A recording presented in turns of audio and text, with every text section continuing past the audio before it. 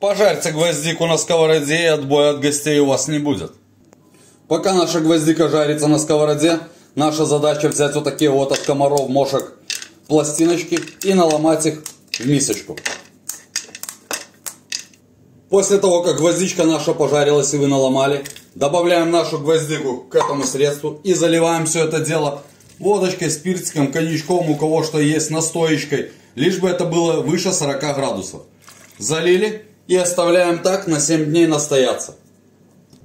Прошло 7 дней, вы получаете мощнейшее средство против комаров, мошек и всех кровососущих.